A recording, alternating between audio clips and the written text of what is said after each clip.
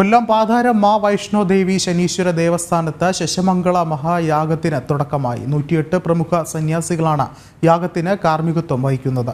ശനീശ്വര പ്രീതിക്ക് വേണ്ടി നടത്തുന്ന മഹായാഗം മെയ് 29 വരെ നീണ്ടു നിൽക്കും. യാഗത്തിന്റെ ഉദ്ഘാടന സഭ നടക്കുകയാണ്. തത്സമയത്തിലേക്ക്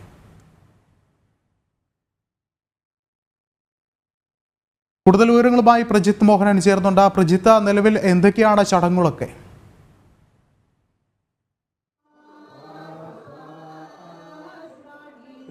ഒരു ചരിത്രപരമായ ഒരു യാഗത്തിനാണ് നമ്മളിപ്പോൾ സാക്ഷ്യം വഹിക്കുന്നത്. ഒരു ഹിന്ദു പാരമ്പര്യം അനുസരിച്ച്, വേദപാരമ്പര്യം അല്ലെങ്കിൽ യാഗപാരമ്പര്യങ്ങളൊക്കെ അനുസരിച്ച് വളരെ അപൂർവമായി മാത്രം നടക്കുന്ന ഒരു യാഗമാണ് ഈ ശശമംഗള മഹായാഗം എന്ന് പറഞ്ഞാൽ. ഒരു ചരിത്രത്തിൻ്റെയൊക്കെ ഏഴിലേക്ക് പോകുമ്പോൾ വിശ്വാസ പാരമ്പര്യങ്ങളുടെയൊക്കെ മൊത്തത്തിലുള്ള പാരമ്പര്യത്തിൽ അല്ലെങ്കിൽ അതിൻ്റെ ചരിത്രത്തിൽ വളരെ അപൂർവമായി മാത്രം നടത്തപ്പെട്ടിട്ടുള്ള ഒരു യാഗമാണ് ഈ ശശമംഗള മഹായാഗം. ഈ മഹായാഗത്തെ പറ്റി സംസാരിക്കാൻ ഇവിടെ മഹാമണ്ഡലേശ്വർ പ്രഭാകരാനന്ദ സരസ്വതി സ്വാമികൾ നമുക്കൊപ്പം ചേരുകയാണ്. സ്വാമി, ഈ ഒരു യാഗത്തിൻ്റെ അതിൻ്റെ ഒരു ചരിത്രപരമായ അല്ലെങ്കിൽ വിശ്വാസപരമായ ഒരു പ്രാധാന്യം എന്താണ്? ലോകശാന്തി, സമാധാനം, സമത്വം, സാഹോദര്യം, സന്തോഷം, സംതൃപ്തി, സർവ രോഗനിവാരണം, പ്രകൃതി ക്ഷോഭങ്ങളിൽ നിന്ന് ജീവരാശികളെ രക്ഷിക്കുക, സർവചരാചരങ്ങളെയും ഏകോപിപ്പിക്കുക എന്ന 12ലധികം ലക്ഷ്യങ്ങളെ മുന്നിൽ വെച്ചുകൊണ്ട് അതിമഹത്തായി ജാതിക്കും കുലത്തിനും കുടുംബത്തിനും വർഗത്തിനും ഗോത്രത്തിനും വർണ്ണത്തിനും അതീതമായി മാനവരാശിയെ മുഴുവനും സംരക്ഷിക്കാവുന്ന അതിമഹത്തായ രുദ്ര മഹാദേവന്റെ അനുഗ്രഹം വർഷിക്കുന്ന യാഗമാണ് ശശമംഗള മഹായാഗം. ഈ യാഗം കേരളത്തിലെ ഏറ്റവും ഐശ്വര്യം നിറഞ്ഞ ജില്ലയായ കൊല്ലം ജില്ലയിൽ നടത്തുവാൻ സൗഭാഗ്യം ലഭിച്ച മഹാത്മാക്കളാണ്, സന്യാസിശ്രേഷ്ഠന്മാരാണ് ഇവിടെ ഇരിക്കുന്നത്. ഋഷീശ്വരന്മാരുടെ കൈകൾ കൊണ്ടാണ് യാഗയജ്ഞങ്ങൾ നടത്തേണ്ടത്. 11 പ്രാവശ്യം നിത്യേന പാരായണം ചെയ്ത് 11 കുണ്ടങ്ങളിൽ 11 ആചാര്യന്മാർ വിവിധ സംസ്ഥാനങ്ങളിൽ എത്തിച്ചേർന്നുകൊണ്ട് നടത്തുന്ന ഈ മഹത്തായ യാഗം ശശമംഗള മഹായാഗം എന്ന 5 യോഗങ്ങളെ ചേർത്തുകൊണ്ട് ജീവരാശികളെ മുഴുവനും ഏകോപിപ്പിക്കാനായും സർവചരാചരങ്ങളെയും ഏകീകരിക്കാനുമായി നടത്തുന്ന ഏക യജ്ഞമാണ്. ഇതിൻ്റെ ആചാര്യൻ വൈഷ്ണവോദേവി മഹാദേവിയെയും നവഗ്രഹങ്ങളെയും ഉപാസിച്ച് അതിൽ നിന്നും കിട്ടിയ കൽപ്പന പ്രകാരമാണ് ഈ മഹത്തായ യജ്ഞം നടത്തുന്നത്. സാധു ദർശനം, പാപവിമോചനം. ആദ്യത്തെ ദിവസം എന്തൊക്കെയാണ് ഇതിന്റെ ഒരു നടപടിക്രമങ്ങൾ അല്ലെങ്കിൽ യാഗത്തെ പറ്റി ഒന്ന് വിശേഷിച്ചു? പുലർച്ചെ 6:45 സൂര്യൻ ഉദിച്ച ഉടനെ ആരംഭിച്ച വേദപാരായണത്തോടുകൂടി അഗ്നി ആധാനം ചെയ്ത് ആരക്ഷാ ഹോമം ചെയ്ത് തയ്യാറാക്കിയ ത്രേതാഗ്നിയെ 11 കുണ്ടങ്ങളിലേക്ക് സമർപ്പിക്കുകയും ആചാര്യശ്രേഷ്ഠൻ അഗ്നിക്ക് സമർപ്പിക്കാൻ പോകുന്ന ദക്ഷിണാഗ്നി, ഗാർഹ്യപത്ന, ആഹവനീയം എന്ന അഗ്നികുണ്ടങ്ങൾ ഒന്നിച്ചുള്ള ഈശാനകോണിലെ കുണ്ടത്തിൽ അഗ്നി പകരുകയും ചെയ്തു. അതിനെ തുടർന്ന് അതിമഹത്തായ വേദമന്ത്രങ്ങൾ കൃഷ്ണ യജുർവേദത്തിലെ തൈത്രിയ സംഹിതയിലുള്ള രുദ്രവും ചമവും ഉപയോഗിച്ചുകൊണ്ട് ഓരോ കുണ്ടങ്ങളിലും 11 തരത്തിലുള്ളതായ മന്ത്രങ്ങളെ ഉപയോഗിച്ച് അതിൽ 27 തരത്തിലുള്ള ദ്രവ്യങ്ങളെ ധൂപദീപ നൈവേദ്യ സമേതം സമർപ്പിക്കുന്ന മഹത്തായ ചടങ്ങാണ്. ഇതിൽ ജീവരാശികളെ മുഴുവനും ഏകോപിപ്പിക്കുക എന്നതാണ്. ജീവരാശികളെ മുഴുവനും ഏകീകരിച്ചുകൊണ്ട് ഈ രാജ്യത്തിൻ്റെ അഭിവൃദ്ധി, ധർമ്മരക്ഷ, രാഷ്ട്രരക്ഷ, ഗോരക്ഷ എന്ന തത്വങ്ങളെ അടിസ്ഥാനമാക്കിയിട്ടാണ് ഈ ചടങ്ങ് നടത്തുന്നത്. ഇന്ന് ഈ യാഗത്തിൻ്റെ ഒരു പ്രാധാന്യത്തെ പറ്റിയും അതിൻ്റെ നടപടിക്രമങ്ങളെക്കുറിച്ചുമൊക്കെയാണ് പ്രഭാകരാനന്ദ സ്വാമികൾ ഇപ്പോൾ വിശദീകരിച്ചത്.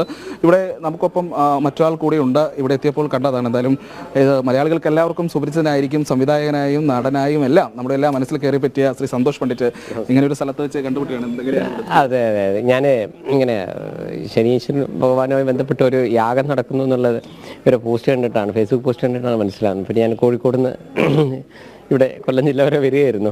കാര്യങ്ങൾ നേരിട്ട് തന്നെ അല്ല, അതിൻ്റെ ഭാഗം ഇതിനു മുമ്പ് ഇങ്ങനെ ചില യാഗങ്ങളുടെ ഇതിലൊക്കെ പോയിട്ടുണ്ട്. അതിൽ തന്നെ ഒരു വ്യത്യസ്തമാണല്ലേ? അതെ അതെ അതെ മാത്രമല്ല കുറച്ചുകൂടി നമ്മളിപ്പോൾ സ്ത്രീ സാന്നിധ്യം കൂടെ അവരെ ഇതിൽ കാണുന്നുണ്ട്. പിന്നെ ശനി നമുക്ക് ഈ നവഗ്രഹങ്ങളുടെ ക്ഷേത്രങ്ങളൊക്കെ താരതമ്യേന കുറവാണല്ലോ അല്ല. അപ്പോൾ എനിക്കെപ്പോഴും നവഗ്രഹങ്ങളുടെ ഒരു എന്തും ചെറിയ വലുതെന്നുള്ളതല്ല, ഒരു ക്ഷേത്രം എന്ന് പറയുമ്പോൾ പോലും നമുക്കൊന്ന് ഇവിടെ ഒരു അപൂർവമാണ് കേരളത്തിൽ. ഞാൻ ഇതിനു മുമ്പ് കുംഭകോണത്താണ് തമിഴ്നാട്ടിൽ കാണുന്നത്. നവഗ്രഹ പൂജകളൊക്കെ അല്ലെങ്കിൽ ഇത്തരം നമ്മുടെ പഴയ പാരമ്പര്യത്തോട് ചേർന്ന് നിൽക്കുന്ന ഇത്തരം സംവിധാനങ്ങളൊക്കെ കൂടുതൽ ശക്തിപ്പെടേണ്ട, കൂടുതൽ നല്ല രീതിയിൽ നടത്തപ്പെടേണ്ട ഒരു കാലത്തല്ലേ? തീർച്ചയായിട്ടും കൂടുതലായി. കാരണം ആളുകൾക്ക് ഒന്നുകിൽ കാര്യങ്ങൾ പഠിച്ചിട്ടില്ല, അല്ലെങ്കിൽ പഠിക്കാൻ താല്പര്യമില്ല. ഞാൻ പറയുന്ന ഈവൻ വിശ്വാസികളുടെ കാര്യമാണെങ്കിൽ പോലും എൻ്റെ അഭിപ്രായത്തിൽ ഈ തത്വം അറിയുന്ന വിശ്വാസി, തത്വം അറിയാത്ത വിശ്വാസി എന്ന് പറഞ്ഞിട്ട് രണ്ടുണ്ട്. വളരെ ബ്ലൈൻഡായിട്ട് ഒരു വിഷയത്തെ എല്ലാവരും തൊഴുകുന്നു, ഞാനും തൊഴുകുന്നു. എന്തിനാണ് തൊഴുകുന്നത്, എന്താണ് സംഭവം? അത് ഞാൻ ഇപ്പോൾ എനിക്ക് ഇവരെ ഒരു പോസ്റ്റിൽ ശനീശ്വര ഭഗവാന്റെ എന്ന് പറഞ്ഞപ്പോൾ ഡോക്ടർ ഗിരിജാജിയുടെ ആ ഒരു സാധനം എനിക്ക് ഇവിടെ വന്നിട്ടാണ് ഞങ്ങളും പരിചയപ്പെടുന്നത്. പക്ഷേ അപ്പോൾ തന്നെ നമുക്കത് കത്തി അല്ല, ഇത് നവഗ്രഹ ഇതുമായി ബന്ധപ്പെട്ടതാണ്.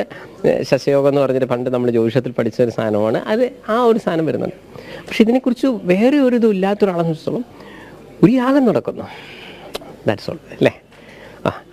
ഏതോ ഒരു ക്ഷേത്രത്തിൽ യാഗം നടക്കുന്നു, മറിച്ച് അത് എന്താണ്, അതായത് ഞാൻ പറയുന്നത്. ഇപ്പം നമ്മളൊരു ഭഗവത്ഗീതയുമായി ബന്ധപ്പെട്ടൊരു പ്രഭാഷണം നടക്കുന്നു, 2-ാം അധ്യായത്തെക്കുറിച്ച് സംസാരിക്കുന്നു. നിങ്ങൾ ഭഗവത്ഗീത ഇതുവരെ വായിച്ചിട്ടില്ലെങ്കിൽ നിങ്ങൾക്ക് എന്ത് 2-ാം അധ്യായം? അറ്റ്ലീസ്റ്റ് ഞാൻ പറയുന്നത് അതേസമയം ഒരു ബേസിക്സ് അറിയുന്നൊരു വ്യക്തിക്ക് 2-ാം അധ്യായം സാങ്കേയോഗമാണ് കേട്ടോ, സാങ്കേയത്തിൻ്റെ ബേസിക് ആയിരിക്കും എങ്കിൽ അതുമായി ബന്ധപ്പെട്ട ചില സംശയങ്ങൾ നമുക്ക് തീർക്കാം. ഇത് പോകുന്നത് തമ്മിൽ വ്യത്യാസമല്ലേ? ശരിയല്ലേ ഞാൻ പറയുന്നത്? എനിക്ക് ഇവിടുത്തെ എല്ലാ വിശ്വാസി സമൂഹത്തോടും തന്നെ പറയാനുള്ളത്, നമ്മൾ തത്വമറിയുന്ന വിശ്വാസികളാവണം, വെറും വിശ്വാസികളാവരുത്. ഇങ്ങനെയല്ല വെച്ചാൽ ബേസിക്സ് അറിയാതെ പോയി കഴിഞ്ഞാൽ പറഞ്ഞാൽ എല്ലാവരും നല്ലൊരു ശതമാനം ആൾക്കാരും ജ്യോത്സ്യൻ്റെ അടുത്ത് പോകാറുണ്ട്. പക്ഷേ ജ്യോത്സ്യം പറയും ജോലി കിട്ടുമോ, ഉടനെ ജ്യോത്സ്യൻ 10ലേക്ക് ചൊവ്വയുടെ ദൃഷ്ടിയല്ലേ. എന്താണ് 10 എന്ന് നമുക്കറിയില്ല, എന്താണ് ചൊവ്വ എന്നറിയില്ല, ചൊവ്വയുടെ ദൃഷ്ടി എന്താണെന്ന് നമുക്കറിയില്ല. ഇയാളുടെ അങ്ങോട്ട് ചോദിക്കണം വിചാരിച്ച് ഇത്രയും വലിയ മഹാനോട് എങ്ങനെ ചോദിക്കും ഭഗവാനെ? ചോദ്യത്തിന് ഉത്തരവാകുന്നില്ല. എനിക്ക് ജോലി കിട്ടുമെന്നാണ് ചോദിച്ചു. ഇയാൾ പറഞ്ഞു 10ൽ ചൊവ്വയുടെ ദൃഷ്ടിയല്ലേ എന്ന്. അല്ല, ഇയാൾ പറയാം 10ലേക്ക് വ്യാഴത്തിൻ്റെ ദൃഷ്ടിയല്ലേ എന്ന് പറയുമ്പോൾ ആയിക്കോട്ടെ, വ്യാഴം ആരോ നോക്കിക്കോട്ടെ, എനിക്ക് ജോലി കിട്ടുമെന്നാണ് എനിക്ക് ഉത്തരം കിട്ടുന്നത്. ഈ ജ്യോത്സ്യനത് ക്ലിയറാണ്, കേൾക്കുന്നവനത് ക്ലിയർ അല്ല. യെസ്, ഇതേപോലെയാണ് പലപ്പോഴും. പിന്നെ നമുക്ക് ചോദിക്കാനും, ഞാൻ പറഞ്ഞ പല പ്രഭാഷണങ്ങളും കേൾക്കുമ്പോൾ അയാൾ വളരെ വലിയ കാര്യങ്ങളാണ് പറയുന്നത്, പക്ഷേ നമുക്ക് അത് ക്ലിയർ ആവുന്നില്ല. കാരണം നമുക്ക് ബേസിക്സ് ഇല്ലാത്തതിൻ്റെ പ്രശ്നമാണ്. അല്ലെങ്കിൽ വിവരമുള്ള ആളുകൾ നമുക്ക് മനസ്സിലാവുന്ന രീതിയിൽ ഒരു കാര്യം പറഞ്ഞു തരുന്നില്ല. ശരിയല്ലേ ഞാൻ പറഞ്ഞത്? അങ്ങനെയുണ്ട്. കാരണം അയാളുടെ ആ ലെവൽ നമുക്കില്ല. അയാൾ എത്രയും പറയണം 10ലേക്ക് ചൊവ്വ എന്ന് പറഞ്ഞ പാപഗ്രഹമാണ്, നിങ്ങളെ സംബന്ധിച്ചോളം ചൊവ്വ ഗുണം ചെയ്യുന്നതല്ല, അതുകൊണ്ട് പെട്ടെന്ന് ജോലി കിട്ടൂല കേട്ടോ, കുറച്ച് സമയങ്ങൾ വെയിറ്റ് ചെയ്യണം എന്ന് നിങ്ങൾ ആലോചിച്ച് നോക്കി. ഇതേപോലെയാണ് ഇവിടുത്തെ പല പ്രഭാഷണങ്ങളും ഇത് വരുന്നത്. ഇത് തന്നെയാണ് യാഗത്തിൻ്റെ കേസിലും വരുന്നത്. ആ യാഗം എന്ത്, അത് ആരെ, ഏത് ദേവതയാണ് ഉദ്ദേശിക്കുന്നത്, ഈ ദേവത എന്താണ് ഉദ്ദേശിക്കുന്നത്? നമ്മൾ ബ്ലൈൻഡായിട്ട് പോയിട്ട് കാര്യം ചെയ്യുന്നേക്കാൾ അത് എന്താണ് ഉദ്ദേശിക്കുന്നത് എന്നുള്ളത് നമുക്ക് പലപ്പോഴും ബേസിക്സ് അറിയാതെ വരുമ്പോൾ നമുക്ക് എന്തായി മാറി. ഇതെല്ലാം ഒരു അന്ധവിശ്വാസത്തിൻ്റെ ഭാഗമായി ഇവരെന്തൊക്കെയോ ചെയ്യുന്നു എന്ന രീതിയിലേക്ക് വരും. അതാണ് ഞാൻ പറഞ്ഞത്, എനിക്ക് ഇവർ ആ പോസ്റ്റ് കണ്ടപ്പോഴേക്കും ഇതെന്താ ഉദ്ദേശിക്കുന്നത്, ആ ക്ഷേത്രം എന്താണ് എന്നുള്ള ആ ഇതിലേക്ക് വരുന്നു. അതുകൊണ്ട് വിശ്വാസികളോട് എനിക്ക് പറയാനുള്ളത്, വിശ്വാസികളോട് പറയുന്ന എന്തിനേയും പഠിച്ചിട്ട് എന്തെടുക്കുമെന്ന്, പക്ഷെ വിശ്വാസി സമൂഹത്തോട് എനിക്ക് പറയാനുള്ളത്, നിങ്ങൾ ആരാധിക്കുന്നതായാലും നിങ്ങൾ പറയുന്ന കാര്യങ്ങൾ എന്താണെന്നൊന്ന് മനസ്സിലാക്കാൻ ശ്രമിക്കണം. എന്നാൽ മാത്രമേ നിങ്ങൾക്കത് ശരിക്കും മനസ്സിലാവുള്ളൂ. മറ്റേ ഞാൻ അവിടെയും പോകുന്നു ഇവിടെയും പോകുന്നു, ഇങ്ങനെ തൊഴുതാൽ ഇങ്ങനെയെന്ന് പറയുന്നു, ദേവി ഭാഗവതത്തിൽ ദേവി നല്ലതെന്ന് പറയുന്നു, ശിവപുരാണത്തിൽ ശിവഭഗവാൻ നല്ലതെന്ന് പറയുന്നു, വിഷ്ണു പുരാണത്തിൽ പറയുന്നു ഈശ്വരത്തിൽ ആരായിരിക്കില്ലേ നല്ലത്. ഈ മറ്റൊരു കാര്യം കൂടി ചോദിച്ചോളട്ടെ. കാരണം ഈ ശശമംഗള മഹായാഗത്തെ പറ്റി വിക്രമാദിത്യൻ്റെ സദസ്സിൽ നടന്നു എന്ന് പറയപ്പെടുന്നത് അതിനപ്പുറത്തേക്ക് ഇത്രയും വലിയ ഇത് ഭാരതീയ ചരിത്രത്തിൽ എവിടെയും രേഖപ്പെടുത്തിയ ചരിത്രത്തിൽ എവിടെയും പറയുന്നില്ല. അപ്പോൾ ഇത്തരമൊരു യാഗം വീണ്ടും നടത്തുമ്പോൾ അതിനൊരു ചരിത്രപരമായ പ്രാധാന്യം കൂടി പറയുന്നു. തീർച്ചയായിട്ടും അതാണ് ഞാൻ പറയുന്നത്. ഇതുപോലുള്ള യാഗങ്ങൾ ഈവൻ അതേപോലെ തന്നെ ഇപ്പോൾ ഈ അടുത്ത് നടന്ന അതിരാത്രവും, ഇപ്പോൾ പൊതുവിൽ മലയാളികളോട് അതിരാത്രം എന്ന് വെച്ച് കഴിഞ്ഞാൽ ഒരു സിനിമേൻ്റെ പേരാണ് സാധാരണ ഒരു ടിപ്പിക്കൽ മലയാളിയുടെ അവസ്ഥയാണ് ഞാൻ പറഞ്ഞു പക്ഷേ ഇതിനെക്കുറിച്ച് അറിയുന്ന ഒരാളെ ചോദിച്ചാൽ അതിരാത്രമോ ശരിയല്ലേ? കാരണം ഇന്നെ യാഗങ്ങൾ നടത്തിയാൽ മാത്രമേ അതിരാത്രത്തിൽ എത്താൻ പാടുള്ളൂ എന്നുള്ള ഇതുണ്ട്. അത് ആർക്കറിയാം? അത് ഞാൻ പറയുന്നത്, ഞാൻ വിശ്വാസി സമൂഹം തെറ്റാന്നല്ല ഞാൻ പറയുന്നത്. വിശ്വാസി സമൂഹം ബേസിക്സ്, ഇപ്പം നിങ്ങളീ പറഞ്ഞൊരു സാധനം ഈ ഇതിൻ്റെ ന്യൂസ് കേൾക്കുമ്പോഴേ സന്തോഷ് പണ്ഡിറ്റിനെ പോലത്തെ ഒരാൾക്ക് അത് ക്ലിയർ ആവുമെങ്കിലും ഒരു ടിപ്പിക്കലി ഒരു മനുഷ്യനെ നിങ്ങൾ പറഞ്ഞത് വരില്ല. അവർക്ക് എന്താണ്, പലയിടത്തും നടക്കുന്നൊരു യാഗം ഇവിടെയും നടക്കുന്നു. അല്ലാണ്ട് അത് ശനീശ്വരൻ ആയിക്കോട്ടെ, അത് ശനീശ്വര ഭഗവാനായാലും ഇതൊക്കെ ഇങ്ങനെ ആരൊക്കെയോ എന്തൊക്കെയോ ഓൾറെഡി ഒരു 50-50 പലരും പോയിക്കൊണ്ടിരിക്കുന്നത്. ഇതൊക്കെ ഉണ്ടെങ്കിൽ അങ്ങ് പ്രാർത്ഥിക്കാം എന്നുള്ളതാണ് ഞാൻ പറയുന്നു. നിങ്ങൾ ആത്മാർത്ഥമായിട്ടാണ് പ്രാർത്ഥിക്കുന്നതെങ്കിൽ എല്ലാ വിശ്വാസികളോടും എനിക്ക് പറയാനുള്ളത്, നിങ്ങൾ ആത്മാർത്ഥമായിട്ടാണ് പ്രാർത്ഥിക്കുന്നതെങ്കിൽ കാര്യങ്ങൾ മനസ്സിലാക്കിയിട്ടാണ് ചെയ്യുന്നത്, തീർച്ചയായിട്ടും നിങ്ങൾക്ക് അതിനൊരു ഫലമുണ്ട്. ഇവിടെ ഇതൊരു സംഘാടകയായിട്ടുള്ളതിൻ്റെ ഒരു പ്രധാന സംഘാടകയാണ് ഗിരി ചേച്ചി. ഇപ്പോൾ ഇത്ര വലിയൊരു, നേരത്തെ ഞാൻ പറഞ്ഞതുപോലെയാണ്, ചരിത്രപരമാണ് അല്ലെങ്കിൽ കേട്ടിട്ടില്ലാത്ത അധികം നടന്നിട്ടില്ലാത്തൊരു യാഗം നടത്തുന്നതിലേക്ക് കേരളത്തിൽ സാധാരണ ശനീശ്വരന് വേണ്ടിയിട്ടുള്ള യാഗങ്ങൾ നടന്നിട്ടില്ല. കാര്യം മലയാളികൾക്ക് പൊതുവേ ശനീശ്വരനെ കുറച്ച് പേടിയാണ്. പക്ഷേ അത് വേണ്ട, നമുക്ക് ശനീശ്വര പ്രീതി കൊണ്ട് പല നമുക്ക് കണ്ടകശനി, ഏഴശനി തുടങ്ങിയിട്ടുള്ള ദുരിതപ്പാടുകൾ അനുഭവിക്കുന്നവർക്ക്, വിശ്വാസികൾക്കറിയാം. അപ്പോൾ അതിനൊരു പരിഹാരം കാണുവാൻ വേണ്ടി കൊറോണ മാറിയ ഈ കാലഘട്ടത്തിൽ പ്രകൃതിയൊക്കെ മലിനസപ്പെട്ട് കിടക്കുന്ന ഈ അവസ്ഥയിൽ ആ പ്രകൃതിക്കൊരു ശുദ്ധി, അതുപോലെ മനുഷ്യൻ്റെ നന്മ, ഈ ദോഷങ്ങളൊക്കെ ഒന്ന് മാറി, രോഗകാരകൻ കൂടിയാണ് ശനീശ്വരൻ, അതറിയാം പലർക്കും. അപ്പോൾ ഇതിനു വേണ്ടിയിട്ട് സമ്പൂർണ്ണമായ ശനീശ്വര പ്രീതിക്ക് വേണ്ടിയിട്ടാണ് ഈ ശശമംഗള മഹായാഗം അവിടെ നടക്കുന്നത്. അതുപോലെ തന്നെ സമൂഹത്തിലെ എല്ലാവരെയും പങ്കെടുപ്പിച്ചുകൊണ്ടുള്ളൊരു യാഗം എന്നതാണ് ഇതിൻ്റെ പ്രത്യേകത. സ്ത്രീകൾക്ക് വേണ്ടിയുള്ള കുണ്ടങ്ങളിൽ നിങ്ങൾ കണ്ടു കഴിഞ്ഞ്, അതായത് സ്ത്രീകളിരുന്ന് ഹോമങ്ങൾ നടത്തുന്നു. അത് എല്ലാ യാഗങ്ങളിലും ഇത് സാധാരണ പതിവില്ല. പക്ഷേ ശനീശ്വരൻ്റെ മുന്നിൽ ഉള്ള യാഗത്തിൽ സമൂഹത്തിലെ എല്ലാ ആൾക്കാർക്കും, അത് ജാതിമത വർഗ വ്യത്യാസമില്ലാതെ, അതുപോലെ സ്ത്രീയെന്നോ പുരുഷനെന്നോ ഒന്നും ഒരു വ്യത്യാസമില്ലാതെ എല്ലാവരെയും ഒരുപോലെ പങ്കെടുപ്പിച്ചുകൊണ്ടുള്ള ഒരു യാഗമാണ് ഇവിടെ നടക്കുന്നത്.